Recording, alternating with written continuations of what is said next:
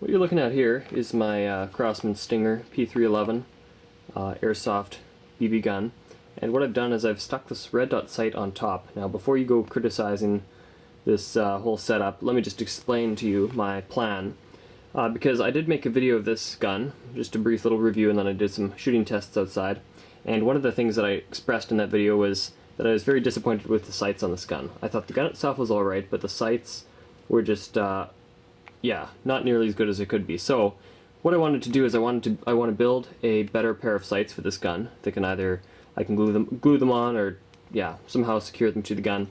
But before I do that, I just want to make sure that it's worth going to the trouble. So I've taped on this red dot sight that I have. It's just a cheap one I bought online, but it should do the trick.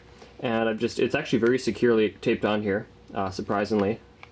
And I'm just going to shoot it at a target like 10 times, and I want to see what the grouping is like. And basically, if the grouping is really good, then I'll go to the trouble of making a better pair of sights for it. If the grouping is crap, then I'll just go, whatever, I'm not going to bother. So, I'm going to go head outside and shoot a few BBs at a target. This is about as simple as it gets. There's my target downrange, and the shovel marks the 32-foot mark, or 10 meters, and I'm just going to shoot 10 BBs at the target and see how we do.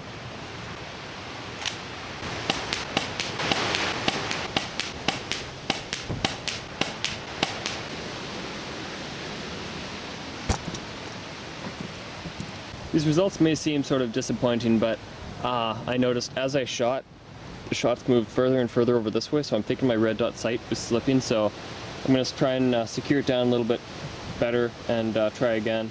This time I used a glue gun to glue on the red dot sight, and it should just hold it on a little better and keep it from moving around, so let's give it another go.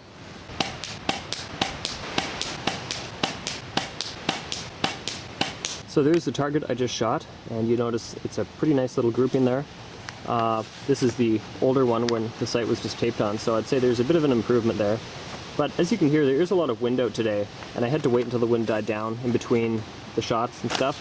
So I wanted to just eliminate any sort of wind, so I went inside and just went down to my basement and set up a target the exact same distance away, and these are the results I got. As you can notice, they are definitely a little more consistent than these ones here. Still not like pellet gun accuracy by any means, but they are pretty darn good.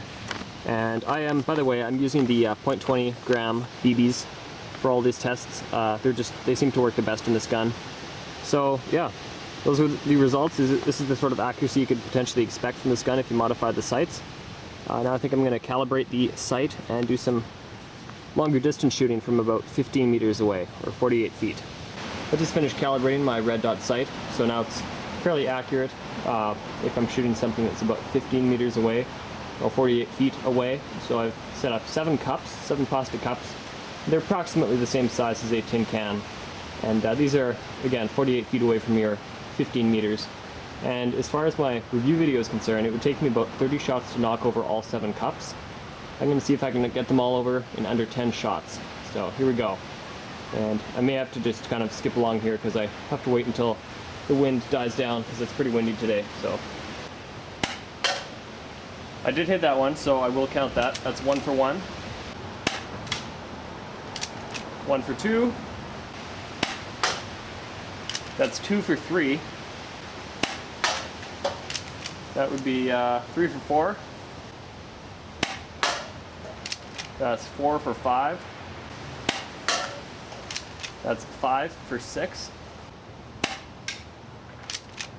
5 for 7, 6 for 8. I have 2 shots for this last one. One last shot to make my goal of 10. Oh, and I make it. So there we go. 10 shots required to hit all 7 targets. Now for bonus marks, I'm just going to go for those 2 that didn't quite go down at the beginning.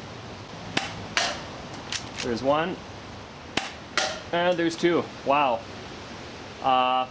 I almost want to take back what I said before, because I feel that this gun is very accurate at this distance.